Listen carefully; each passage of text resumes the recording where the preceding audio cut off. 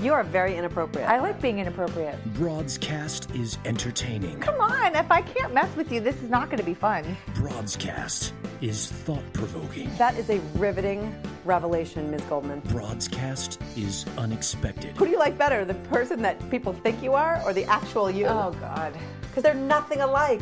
Broad topics, broad minds, broad hosts, but not just for broads. We are man-friendly. I hope to be. I am man-friendly. I can't say the same about Kim. Wait, that sounded bad. This is Broadscast with Kim Goldman and Jackie McDougall. Good morning, everybody. Good morning. Good morning, Kim. Take that mic and put it up to your face, will you? It's like a karaoke hour. Hey, we're coming live from our new studios. From our brand new studio. Thank you, Jared Hill. Oh, Jarrett, he's going to have a video, the before and after, coming out this weekend of our new studios. I really do feel like I need to break into song, right? With holding this microphone. Please don't. I'm going to have to adjust sing. this picture. So, I always thought I was a very good, a well-spoken person until I hear not only the way Siri perceives the words I'm saying as completely not what I'm saying, but also when I in the open of the show, I'm like anyway.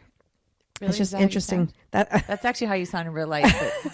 I'm starting to believe that. I'm starting to believe that. So, how are you? You've been all over jet setting once again. Yeah, I'm such a jet Thank setter. you for coming back in time for our show. Hey, no place I'd rather be. Where are you? Clicking my heels together. This week you were in the Windy City. Yeah, I was in the Windy City for about 15 hours. On we taped a Steve Harvey show. Steve Harvey. Yeah. How was that? He was good. Yeah. It was a long process.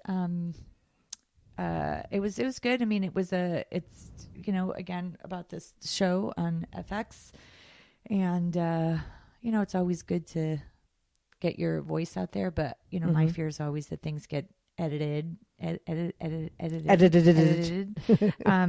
things get taken out of context. Like an interview I did for Access Hollywood the other night got totally edited to the point that I was like, wait, that totally misrepresents what I said. Yeah, that's why it's tough when you say, I mean, coming from my side, the editing side and the production side, there's only so much you can put in something. So it's got to be hard for you when they ask you all these questions and then they take what they choose to take. Well, and then they take out the parts that totally change the content. Like, and that's the part that's frustrating me. When you take out the 3 words that preceded your sentence, it could absolutely change the meaning of what they end up airing. And that's the part that frustrates me slightly, because I'm like, wait, that's not what I said. And that's not how I intended it. And right. I mean, in the big scheme, it's not a huge deal, but it happens a lot. And that part is slightly frustrating, because I think it just misrepresents the truth. And when I'm sitting here trying to talk about the truth,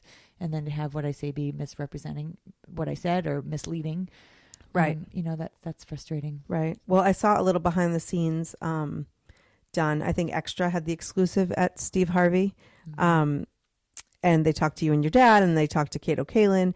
And, you and your dad were very, subdued and mellow, and, just kind of telling your story as one would think. This isn't like, entertainment hour. And then it cuts to Kato, and I'm sorry, I'm sure he's a lovely man, but he was so fixated on the fact that the guy was playing him like Garth from Wayne's World. Yeah.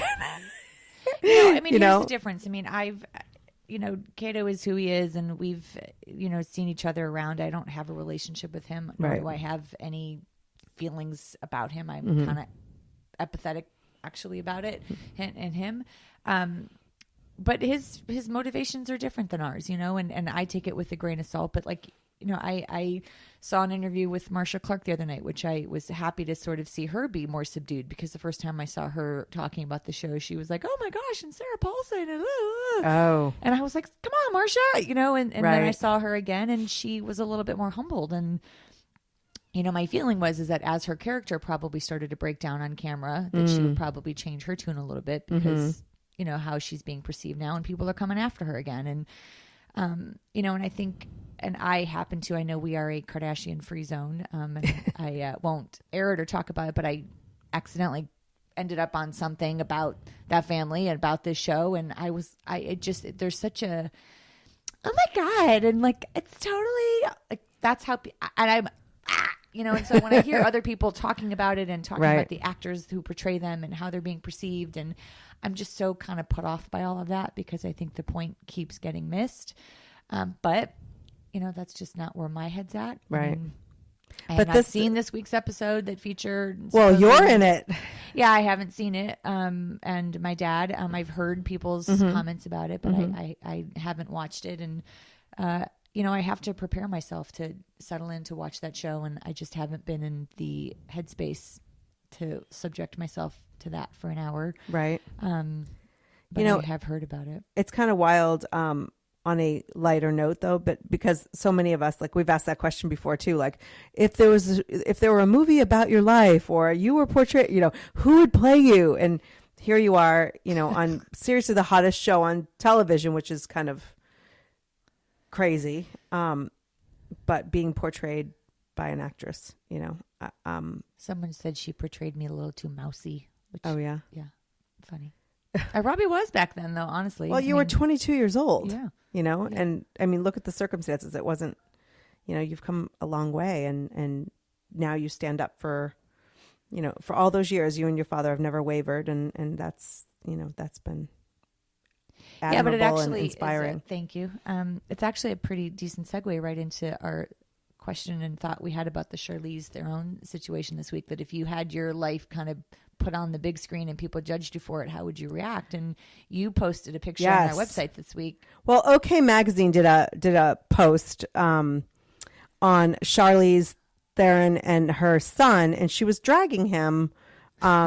He was having a tantrum, and she was dragging him, and they went off on her like she was some horrible abusive mom. And if you look at the photos, like it's not like, I mean, she's being a mom and trying to control a kid with a tantrum. Like, I mean, I don't know the whole story, but my comment, on our page was, in related news, clearly no one at OK Magazine has ever had a child, babysat a child, or spent time within 10 feet of a child.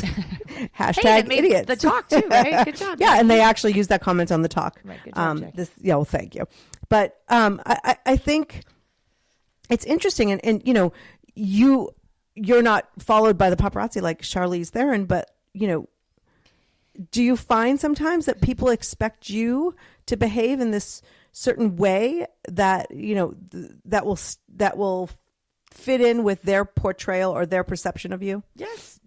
40% of the emails I get are people judging me and criticizing me and telling me how I should behave or what I should be saying or what I shouldn't be doing and where I should be donating all of my money. So, right. Which I don't have. So it is really hard to not engage in a dialogue. I mean, you checked in on me yesterday and I was upset. Like, it's hard to be on the receiving end of that and to always kind of rise above and be the bigger person and use the phrase, consider the source, and it's really hard sometimes to just turn a blind eye and not be affected by people having judgment of you when they don't know you. And I can't tell you how many people will seek me out, to find me, to tell me how to live my life and to stop being such an a-hole as they're accusing me of being an a-hole. Like, right. And I think that's the irony of it. And listen, I am nowhere near, where some of these celebrities are. Obviously, that get scrutinized day after day and day in and day out and criticized for what they say, what they do, what they wear, but it is jarring and it is hard to be on the receiving end of it when people just sort of sneak into your life and, accuse you and attack you. And right. I'm troubled by that, but that's what the internet allows. Yeah. The internet. The internet. I just said the internet. The internet. The interwebs. The internet. But Matt McGorry, he's from How to Get Away with Murder and Orange is the New Black. Okay. I always say How to Get Away with Orange is the New Black. He tweeted on February 24th, "Didn't you hear? It's cool to hate on anyone who is not doing activism in the specific way you'd like them to." Right. Yeah. Yeah. And that's like right on. That's exactly what is going on. Yeah. With activism, with money, with adoption, with anything that somebody does that may be perceived as good. Yeah. There are people waiting in the wings to let you know how you should have done it better. Well, it's interesting. And those are usually the people who are doing nothing. Right. And it's interesting. I'm not sure if the comment will make the air, but Steve Harvey did make reference to that in our interview with him, that he said, it's very easy for people to tell you what to do until they have to do it. Right. And, and that's the truth. And I have learned in the last couple years to be, a little passive aggressive with my responses to people when they say, well, where's all your money being spent? I'm like, hey, where do you donate? And I'll donate to your cause too, because I'm tired of people accusing me of things, not asking me, because I'm very willing to talk about it. But the people that say, you don't do anything but try to, up your own game. And I'm like, okay, well, let's talk about where you volunteer. Right. I'll give you all the places I volunteer. So maybe you can also participate in getting involved. Let's see where you could do. Like, and it is totally passive aggressive, but I'm very willing to talk about things in a very candid, open way. I don't hide much of my life. I try to keep some things private, but I don't like the accusations and the judgments. And then when you call people out, then they stop talking to you. Like I really have shut people down because, when they say, where are you donating? And then I list all the places I donate and then say, let's share. Right. And then they stop communicating with me. Right. Of course they do. So I'm like, oh, okay, great. I hope you're going to get your donation in, and there are people that are very quick to just one off their comments. And then when you challenge them, then like, oh, wait, she actually read it. Oh, wait, she's actually, oh, wait. Right. And then they're like, uh-oh. Yeah. Well, it's like, the trolls hiding behind. But these trolls gave me their full names. Yeah. They gave me their email addresses. They gave me their Facebook pages. Maybe we should do a show where we just show up at the trolls' homes. And crap all over their carpets like they do on mine. Sure, let's do that. All right. Well, so let's move on. What else is going on the internet? Well, I mean, there's the whole Cheryl Teagues thing, which actually we should at least update people. First of all, you're listening to Broadscast. Oh, thank you. Yeah. With Kim Goldman and Jackie McDougall. And you can find us on Spreaker. You can find us on iTunes. You can find us on our website, which Every time you say Spreaker, I feel like I need to shed my clothes. I hear Streaker in my head. So, whole other channel. And you could find us on our website, which you can get all those places. But, breaking news actually is happening right now while we're talking. New Jersey Governor Chris Christie endorses Donald Trump. Oh, shut up. It's true. It just came in. Oh, God. How do you endorse? You know what? My mission for next week's show, in addition to other amazing things that we're going to do, is to get, I want to hear from a Donald Trump supporter, an intelligent, thoughtful Donald Trump supporter, and I want to hear what it is outside of maybe just the business stuff, because clearly he knows how to run a business, but I want to hear why and how they can support him, because I'm interested in that conversation, because I think anybody with a brain doesn't want somebody who's so, just divisive to lead our country. But that's the thing. I think that's what people are attracted to, is that he's maybe not divisive. What he's doing is saying things that people may be deep down thinking but are afraid to say. I hear a lot of people on Facebook and social media, they are fully behind his ideals and his no bones about his approach. Mm-hmm. The truth is, like any politician, how much legitimacy can you give any of the promises that they're making? Because when they get into the office, they have to negotiate and compromise and sacrifice and communicate and partner. And he doesn't seem like someone that has those traits out the gate. I mean, he's calling everybody names under the sun. He's got more, ego about himself than he does any humility. And I think that you need a little bit of, humble pie to be able to be in that office. And right now, I think he's just trying to win on causing chaos and panic and alarm, and I think that's what people are attracted to right now, because a lot of people say, oh my gosh, it's so fun to watch. Like, really? That's what we're down to? It's just sure, fun if he's to watch? A reality show, I don't want my president to be fun to watch, in a destructive way. I mean, I just think that he says things. And then I was listening to him in an interview recently, and he was saying, well, I'm not stupid. I'm a businessman. I know when to, be good and not say certain things. But isn't that all the time when you're running for president? I mean, if what they're doing is putting their best face, running for president is like dating. You put on, what you want people to see, or but the parts you want. Yeah. But if he's giving this much, I just think if he's giving this much now, how scary will he be if he won? Yeah, listen. I'm of the mindset, that who I want to be as my president or anybody in a leadership role, I want them to be kind of consistent all throughout. So if he's saying, oh, well, when no one's watching, I'm going to be a totally different guy, I'm always very perplexed by that. I mean, I think that you pretty much are who you are all the time. I mean, obviously we all have moods and we try to keep things under wraps. And, as someone who sometimes has to be in the public eye, I realize I have to curb my language sometimes. I can't be as truckerish, but for the most part, I am who I am, no matter if there's someone listening to me or not. Donald Trump. Right, but you know how to be on your best behavior. Yes, but I'm still true to my core. Yes. So when you talk to Donald Trump and he says, but when no one's listening and I'm in business meetings, I'm a totally different, unprofessional. I don't know. He sort of strikes me as someone who's all about him. I mean, There was an interview, I guess that I didn't get to watch it yet, but the debates last night, got very feisty. And as I was driving in this morning, they were doing all the sound bites, and it was just every comment was more despicable than the next. It was all just slinging mud, and the comments and the one-offs and the interrupting and the sarcasm. And I get it, but I'm so bored of it, and they talk about that, the voters want to see their politicians fighting, and they want to see them, fighting for their cause. And I'm like, not like that. I really don't. So who are these people? Again, I always say, who are the people they're talking to get this information? Because I don't ever get asked. Right. I don't want to see my politicians slinging mud and treating people with such disrespect, because I think that says a lot about your character when you do that in that heated of an argument. When Donald Trump, when pushed about immigration, he talked about his hair. In an interview after CNN, they talked about his immigration policy, and he commented about his hair. Like, really? Right. Yeah, and you have immigrants living under there? Like, I don't understand. Like, what's your point? He's like in the Nutcracker when all the kids come out from the dress. We could totally market that. Hey, no one steal that. That was a broadcast idea. Yeah, we just copyrighted that.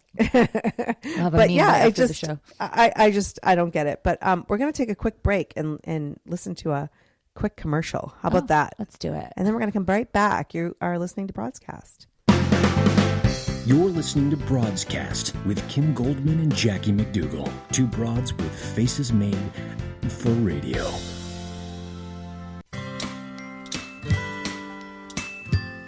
Starke Social Media Agency is a boutique marketing firm specializing in custom solutions that are a cut above the rest. With a mission to strictly do good work, the Starke team provides the best product possible every single time. Whether you need a website upgrade, social marketing strategy, or branding design, Starke Social has the recipe for success.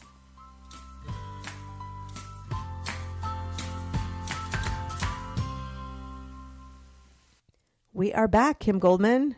Yes, Jackie McDougall. We are back on Broadscast here, and we're excited. We're like in 8 cities. Look at us. I know. We're moving on up. Yeah. I know. We have to. We're still working on our phone system in the new studio, and soon enough, the people from the 8 cities and counting will be able to call us during the show, because we like it to be a conversation with you, because without you.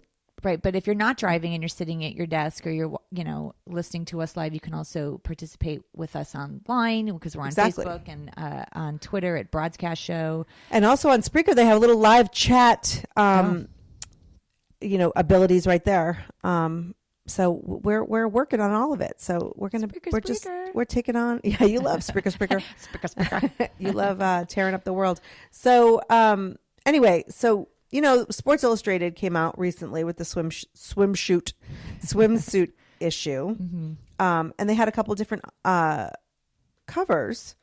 Yeah, as you know. Did you see them? I did. Yeah, and we talked a little bit about this, I think, with full-figured model Ashley Graham was on the front of Sports Illustrated. They say she's, there are conflicting reports that she's between a 14 and a 16, but she's super tall, like. You cannot take a size and it's not one size fits all. You can't take a 14, 16 and it's not the same across the board. There are plenty of size 14, 16s who are unhealthy. There are plenty of size 2 who are unhealthy. But anyway, so she's on there. She's incredibly gorgeous. Yeah. Unbelievable. Curvy, and former model Cheryl Tiegs, back in the 80s, she was pretty big. Yeah. she says that it's bad, that she thinks fashion's increasing acceptance of full-figured women sends a bad message.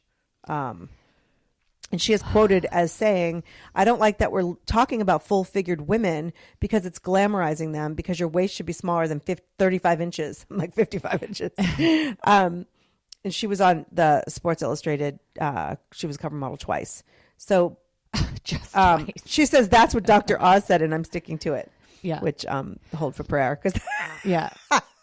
That's very funny. She had her opinion and then tried to dump it on Dr. Oz. Yeah, but then to use Dr. Oz as like the end all be all expert is just kind of funny. Like, you know. Well, she came under some backlash for that today. As she should. Yeah, she should. But I think that, it's a tricky conversation. I feel like I understand her point. Mm-hmm. And again, I'm sure that part of what she said was taken out of context, and she was caught on the red carpet. They were passing by. I mean, I'm not by any means giving her any a pass, because I made the comment that anything that which should be smaller is the fact that we're judging each other. I definitely believe that. I think that we should be supporting each other and encouraging each other. But I think her point, in a very far-reaching sense, is that we should be talking about healthy bodies and healthy figures and whatever that means to you, and I think that there are health risks involved with being too skinny, equally as much as being overweight, but everybody's body type is different and everybody's right. But these women, I'm with you. If she wants to have a topic about, hey, let's push for healthy bodies at every size. Yeah. Healthy bodies. That's the key. Right. But we're talking about, she was here in a time in the 80s when it was, and even somebody had said like cocaine ruled, Right. But models have been starving themselves and suffering from eating disorders, which we're getting into today, for decades. Right. That is no more healthy than you know what I mean? Right. It's not like, hey, we've been size 2 and we've been healthy and this has been really our mission. And now you're promoting this unhealthy. Right. Models have been promoting healthy habits. And I think that's what I'm saying, that she it's like it's taken out of context. If she would have just said, like, I want us to be having conversations about what's healthy for you, what's a healthy standard, as opposed to saying we shouldn't de-glamorize someone that looks like Ashley Graham, who basically in some ways really kind of represents most of our country, and it does actually promote a very healthy look. I mean, I didn't look at her and think she must be a certain size. I didn't even pay attention to that. I thought, dang, that woman's got some beautiful body. Like, I didn't think anything about her size, her weight. I just was like, that's a stunning picture. Just when I moved over to the other ladies that were on, I'm like, oh, they're beautiful pictures. I really... I mean, first of all, she's 5'9". Yeah. There aren't that many women who are 5'9" who can be as size 0. Right. And if they are, that's dangerous. Right. I mean, even, it's just, I think that Cheryl, whether she had good intentions, like giving her the benefit of the doubt here, she needs to open her eyes and see what's real and what's healthy, and that, what her behavior and her lifestyle, Cheryl's, have been contributing to young women and eating disorders and since the beginning of all of this. Yeah, it's no secret that the work that I do at the Youth Project, I work with teenagers, and a big issue that comes up with our females, equally as much with our males, I might add, really, is having a perception of their body that is unhealthy, that is all about competition and comparing and judging themselves against their peers, against what they see on television, against supermodels. I mean, I had a conversation with a student yesterday that he's a 17-year-old kid. He is so unsure about his body. Mm-hmm. He's afraid to take his clothes off. He's afraid to be naked with a woman. He's afraid of all of that. He's very self-conscious about how he perceives himself. And he was telling me, he's like, I was reading this article about how porn really is like the worst thing for young people because it sets a standard and an expectation, that your body has to look like that, and that's what it's about, and right. that that's how big you are, and that's how long you can last. Like, it was just interesting that he was telling me. He sounds very smart for a 17-year-old. But he was telling me, I mean, and not that 17-year-olds can't be smart. I didn't mean it like that. But my point is that here's this guy, who is getting bombarded by all of these images in the media, and it's impacting and affecting his confidence and his perception of himself. And he's like, I spend all my time in the gym because I just have to get thinner. And before I can, be intimate with a girl, I got to get my body. Like, he's 17 and he's already feeling this hyper awareness about his body. And because there's really nobody saying that your body should be loved by you because it's what you wear and it's what you own. Right. And then be an acceptance of it. But, I mean, as we talked about a couple of weeks ago, Time Magazine had, this whole new Barbie thing.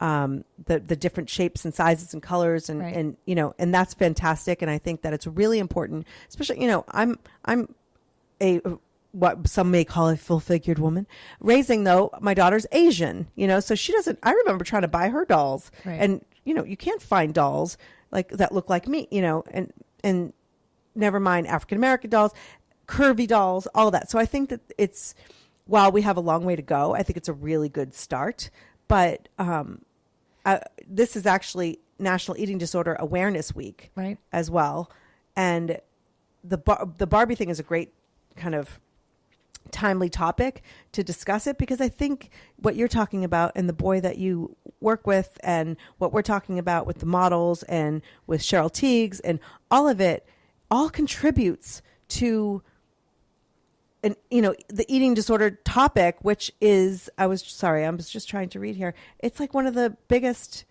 mental illnesses out there that we don't even talk about. Right. Because people don't assume that because you have issues. I mean, you and I have had huge conversations about health and weight and eating and,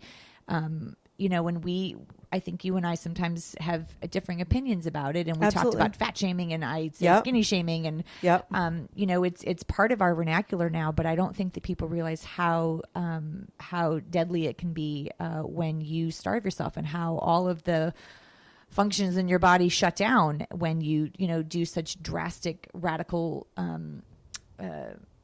behaviors to yourself. Right. And it's not just starving yourself. It's, there are so many, absolutely. But even beyond that, I mean, 30 million people in the U.S. are struggling with eating disorders, and it goes way beyond anorexia and bulimia. But, nobody wants to hear this from us because we're the smartest people in the world. But we have Julie Holland-Fahler from the Eating Recovery Center. That was tough to say. On the line with us this morning. Hello, Julie. Hi, how are you? We're doing well. How are you? Thank you so much for joining us. Thank you. Thanks for having me here today. So, I mean, tell us, when you say beyond bulimia and anorexia, can you kind of define eating disorders for us? Sure. When we're talking about eating disorders, we are, as you mentioned, referencing anorexia nervosa, which is self-starvation and has a full range of characteristics associated, but that's the most simplistic description. Bulimia nervosa, which can be, is most commonly binge eating, followed by purging. Purging can be through self-induced vomiting, through laxative use or abuse, through excessive exercise, anything that individual is doing to burn up calories. The third type is binge eating, and binge eating is consuming enormous amounts of food over a short period of time. Again, there's several characteristics that go along with that, and you can see various changes and differences among that. Then there's also ANFRED, which is referring to those eating disorders or disordered eating behaviors. It's OSFED, other specified feeding and eating disorders. And these are typically those people who may or who do not meet the diagnostic criteria for the other disorders, but have identified that their eating behaviors are having a negative impact on their lives. So why do people call it the deadliest mental illness? I mean, why is that? What happens? Well, as you were mentioning before, that there is that it's one of the most serious of all mental illnesses, or I forget exactly how you stated that, but the truth is probably incorrectly because I don't know what I'm talking about. That's why we have you, Julie. No, that's why we have you. It was a great lead on for me, because the truth is eating disorders have the highest mortality rate of all mental illnesses. And this is something that so many individuals just do not understand. I mean, eating disorders can be terribly trivialized in our society because of the cultural ideals associated with having a thin body, and so often having a body type that is just unrealistic. There is no way to achieve these body types unless they're engaging in serious eating disordered behaviors. And what kinds of other issues come along with having an eating disorder? I mean, I'm kind of setting you up because I think I know what the answer is. But if people didn't know, I mean, it's not just I'm starving myself. There's other things that come with it. So can you explain a little bit about? Right, absolutely. I mean, I always say that the eating behaviors are if people are just trying to address just the eating behaviors, they're doing Band-Aid therapy. Right. Because the truth be known, it's all the underlying issues that are really the true problems that need to be addressed. The low self-esteem, body image dissatisfaction, or even distortion. And keep in mind, distortion goes both ways. You can look in a mirror and feel that you're thinner than you actually are. You can feel that you're larger than you actually are. And there's all types of distortion. Another thing that we're seeing that people are talking about, it's always been there, but I think people are labeling it and owning it, is anxiety. Yeah. Anxiety is playing a huge role in the lives of individuals today. I mean, we're a very driven society, and I think back. I have both a 14-year-old and almost an 18-year-old daughter, and daughters. And when I look at the pressures that they are dealing with, I mean, my daughter at age 14 in 8th grade, she is already being coached on what needs to be in her life in order to get into the best colleges. Right. When I was 14, college was the last thing on my mind. Right. Whereas my 18-year-old daughter is applying for colleges, and it's very, very competitive. And whereas both of my girls have been very successful in their lives, they can end up feeling less than because of the extent to which people are going. I mean, they're no longer living their lives. They're so busy trying to be human doings. They're not being human beings. Right. You know, I wasn't surprised, but I was struck by a statistic that I saw that it was like 80 or 81% of 10-year-olds are afraid of being fat, and that the conversation about your weight starts, when the kids are 6 and 7 years old. And Jackie and I've talked about this a lot too, that, we've really tried to change our language around our kids so that we're not talking about our size, more about like being healthy. And, I'm really very careful. I have a 12-year-old son. And so our conversations are you would think slightly different, but they're not. He's very concerned about his the way he looks. And, he's always very concerned about his hair and his face and his body. And sometimes he's starting to make comments now, but he's like, Mom, look at my stomach. Is it fat? And I'm like, I don't want to hear you using those terms as you relate to yourself. Like you need to be eating healthy, and we eat healthy in this house. We exercise. We have a healthy perception of ourselves, but he's already starting to worry about his muscles and starting to have this idea about what he's supposed to look like, and he's 12. And we don't talk like that in my house, so it's not coming from me. Right. I mean, I don't even talk about going to the gym. I mean, about having to lose weight. I talk about wanting to make sure that I'm healthy and that I don't get winded going up the stairs. It's not about my butt, it's really just about being healthy, making healthy choices. Right. So a couple of points there. So my eating disorder, not only am I an eating disorder professional, I'm a certified eating disorder therapist.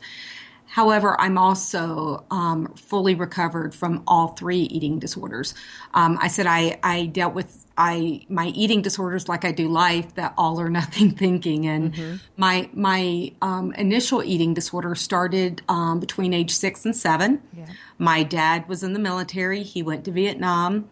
My mom was left responsible for both, for the family and for my sister and I.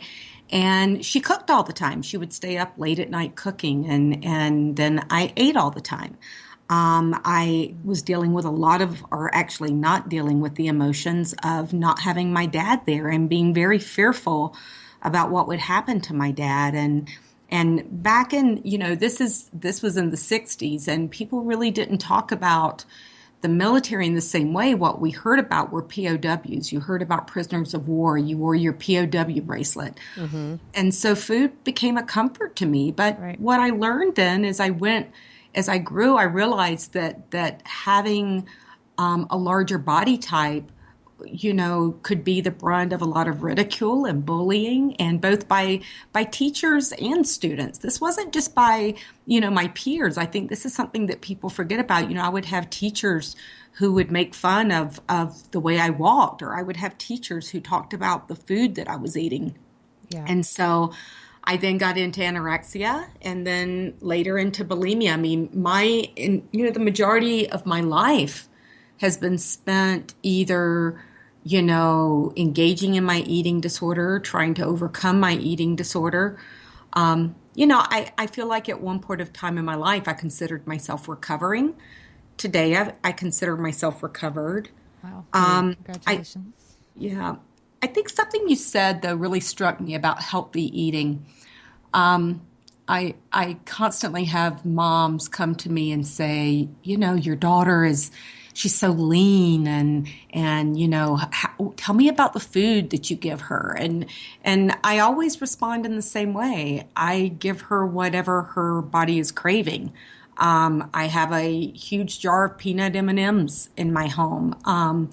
We don't prescribe to good foods, bad foods. Right. I think that, overloading on water can be incredibly unhealthy in a bad food. Having a candy bar after you've run a triathlon can be very healthy for you to get your sugar back up, quick energy. And so, I think the whole idea around defining what is healthy is a huge challenge, because everyone has, it's like everyone has a different language with that word. How do people learn that? I mean, I think that's, it's funny. I was, there was a commercial for some fast food place recently, and it was, you can choose between the burger that is, and all the oils, and then you could do the vegan route, or it was like, you can go in and you can choose the healthier version or the unhealthier version. And I thought, and I don't know how that impacts people. I mean, I'm kind of like you. I feed my body what it craves, and my friends will pick on me constantly about, oh, did you just have a licorice stick for lunch today, Kim? And, yes. But that's where I'm at in my life. But people have judgment about how I eat, and I really try to, let it go, because I'm not an all or nothing person. I'm all about moderation. And if I want to sit down and have a carton of ice cream for dinner, that's my choice, because that's awesome. What works for me. But I also try to put things in my body that I think feel good and that feel right for me. But I don't know. I don't know why we all care so much about what everybody else is doing. You also grew up with two boys. I grew up on a single sandwich father, and corned beef hash. I did. I know, but so a father and a brother, and so. And your body type is lean. I mean, you know what? I'm not the expert, but Julie, I want to ask you, because my daughter is thin and strong, probably stronger than most people I know. She did a push-up contest against my brother, and she won. She's 9. I love it. She's amazing. And she's just genetically gifted. She's adopted. I'll have to say that, because you wouldn't be gifted if you had my genes. But I, on the other hand, grew up, and I would if I didn't have any photos, I would have said I grew up chubby. And then when I look back at photos, I wasn't really chubby. I have a certain body type, and I'm certainly overweight at this moment. But I grew up, and this isn't to throw anyone else under the bus, with the nickname Fatso, and it was like food, and with the loss of my mother at 3 years old, and 10 older siblings, like food was my friend, and food was also, with so many kids, was like, we never wondered if there was enough, but it wasn't like there was an abundance that you could have, food all day long. But I find that I love healthy food. However, I absolutely have struggled with an eating disorder, and I've never said this, close friends know, but publicly in my 20s, I back and forth with bulimia, and it worked. I mean, that's the problem. It worked. Right. And I owe it to my children and to myself to not live like that, but I still have such, and I'm saying this because I think there are probably a lot of people listening who don't necessarily fall into the category of anorexia or under, bulimia, but who have a really, really unhealthy emotional relationship with food, and it controls my life. I'll tell you that right now. And I think that this is really what National Eating Disorders Week is about. It's been our mission at Eating Recovery Center to help people. First of all, there's two things. Early intervention is crucial. And the reason that matters is because if you intervene during the early stages of the development of an eating disorder, you're significantly increasing the likelihood of preventing the onset of a full-blown eating disorder. The other thing is it leads to greater chances of full recovery. And so, National Eating Disorders Awareness Week this week, the theme is 3 minutes can save a life. And what you were just referring to is how do I know and kind of, I know that this is an eating disorder, but some people wouldn't consider it that. Well, there is an online screening that people can go on. It takes 3 minutes.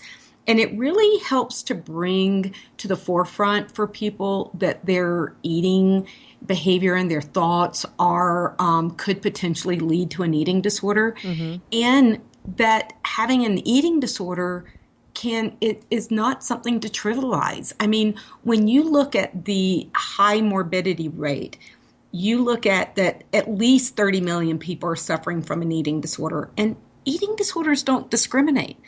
I've treated in both my practice and we've treated at Eating Recovery Center as young as 6 and 7 years old and as old as 86. I one time treated a woman whose onset of her eating disorder was at age 75. Wow. At age 75. How does that happen? Well, I think that not dissimilar to what you're talking about, that through life, she had these ways of thinking and behaving, but they were encouraged. They were supported. They were, she never really had any negative impact. And then, so she minimized it. And as the years went on, she found that, going into postmenopause, the aging process, it just reared its ugly head, and she dove into a full-blown eating disorder. She was anorexic. She was probably, around 5'8" and less than 60 pounds. Oh, and gosh. She was hospitalized, and her family had given up on her. They felt that she would not survive this. And because she was older, the sad thing is it was like, well, maybe this is just part of old age. No, this was part of an eating disorder, a full-blown eating disorder. I saw this woman engage in recovery, become fully recovered. She lived to be over 90 years old. And she one day told me that the last 15 years of her life were spent living fully and not having so much angst and not worrying about, am I too fat to wear this? Am I too fat to go to this? Are people staring at me? She lived. That's the thing is, as we get older, and I hear, my mother-in-law and other, women who are older constantly, just like I do, or just like other women, in their 40s like me or in their 20s, right? Comment. And it makes me so sad, because at what point do we live our lives in a healthful, in a way and accept ourselves? Because I don't want to be 75 years old and still criticizing my body. But it goes deeper than that, though, because we can accept ourselves, but society doesn't. And so, it's sort of what we were talking about earlier, that you can only combat the negativity to an extent. And at some point it starts to chip away. And it really does. I really find that even the strongest people and the people that are so in acceptance and loving, it still hurts when people make comments about you. And no matter how straight, clear you are about how you live your life and what you put into your body and how you function and blah, blah, blah, blah. Other people's perceptions of you and judgments and comments, it takes a toll after a while. Yeah, I think that's a very good point. And I think that, I was the consummate people pleaser and lived throughout my life with a strong desire for external validation. And I think that, the reason I consider myself today fully recovered, having my daughter at age 40, it had a huge impact on that, because I realized that my body had such a purpose that I had never imagined. Nursing my child, having that bonding with my child, and realize, my responsibility to her really turned a corner with me with my recovery. But I think the other thing is, using our voices to talk about it. I think that I will always, if I would never sit here, first of all, and tell you, I don't care what people think anymore. I absolutely care, but the difference is that I use critical thinking now. When that stinking thinking gets into my head, I say, okay, I could look like that. However, am I willing to take away from my family and my life what it would take for me to be there? You look around, I go to the gym. You look around the gym, and I know many of these people are spending hours and hours at the gym and then leaving the gym and not allowing themselves to feed their bodies. I'm not willing to do that. I'm not willing to go back and live that life. And I think that what happens is, do you care what other people think? Yes. Some people say they don't, but, I personally feel that, we all have this internal drive, I think, to create happiness around us. I want to believe that anyway. Maybe that's my fairy tale thinking. But, well, and the internet is filled with body shaming. And, Kim and I have talked about this. I kind of stand alone on this, that I feel that nobody can body shame me, because nobody can say anything about my body that I haven't already. Do you know what I mean? Like, there's nothing. It's kind of like do unto myself before you do. And so it's very, now that all the listeners know that I'm really jacked up when it comes to my mental health and eating. But I do, you mentioned an assessment or that people can take. Where do they find that? Okay, it's there's a couple of ways to do this. One, this 3-minute assessment is at NEDAawareness.org. It's NEDA, right? Mm-hmm, that's correct. NEDA. Well, actually, it's NEDA, then WE. Oh, let me do that again. NEDAawareness.org. Okay. And another thing that many people don't understand, they feel like that they can't seek help until they have a very serious eating disorder. Keeping in mind, if there's anything that I could leave, with your listeners, it's that at any time you have questions, seek out. We give free assessments. We're there to say to people, hey, this is what it sounds like, or oh, this is what we recommend.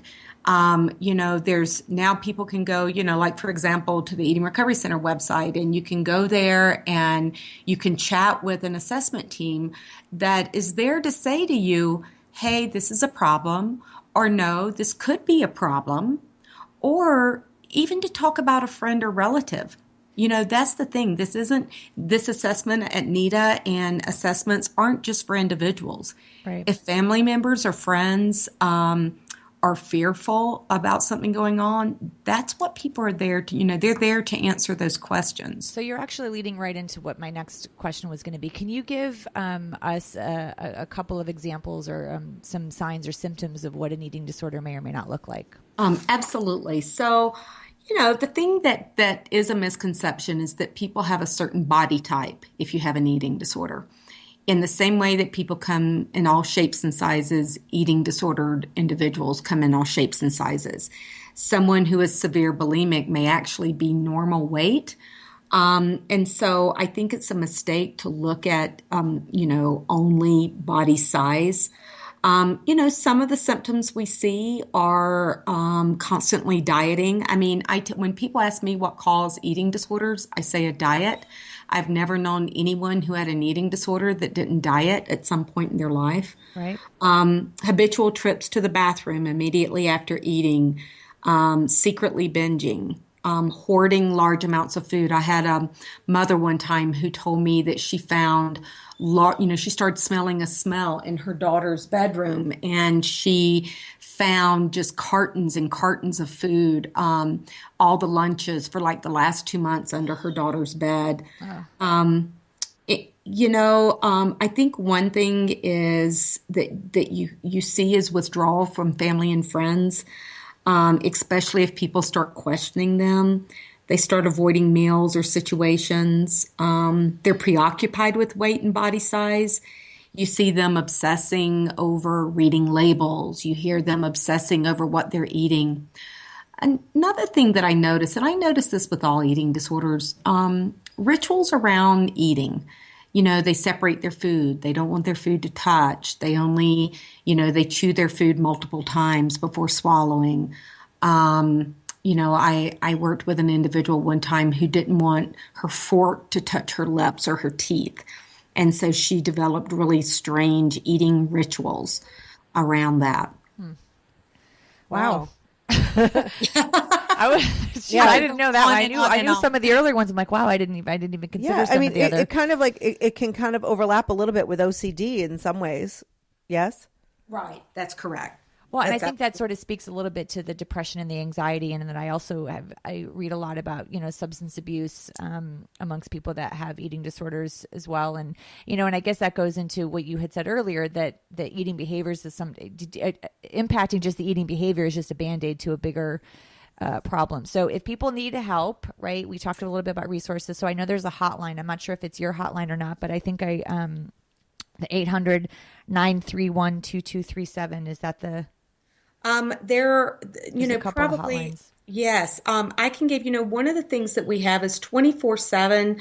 We have a clinical assessment team, 1-800-825.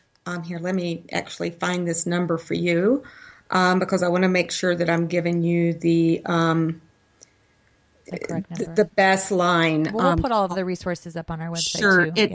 It's 1-800-825-8525, also 303-825-8595. Okay, good. Thank you. And so, we only have a few more minutes, but there are a lot of myths, I think, that revolve. I think that it's very misunderstood, eating disorders. Mm-hmm. People think it looks a certain way, like Kim was saying before. What do you think are some of the biggest myths? Well, as I mentioned, that eating disorders look a certain way. I think that is a huge myth. I think that eating disorders come in all shapes and sizes and look a variety of different ways. I mean, I think that people have the automatic assumption that eating disorders are only, the young, white, female. Eating disorders, as I mentioned, are all ages, males, females, all economic groups. I think that, it's important, to challenge the stereotypes. I think also there is a myth that you can never recover from an eating disorder, right. And that is just not true. It absolutely is not true. And so I think that, to assume that eating disorders have one look, I think is probably one of the biggest myths. Yeah. But by the way, I wanted to correct the phone number. I do have another 800 number. Okay. It's 1-877-920-2902. And that's the best number. That's a 24-hour number that people can call? That is a 24-hour number. The 303 number I gave you, I always like to include that to people just in case, because that is a direct line. It's a local number, but it's a direct line to our 24-hour assessment team.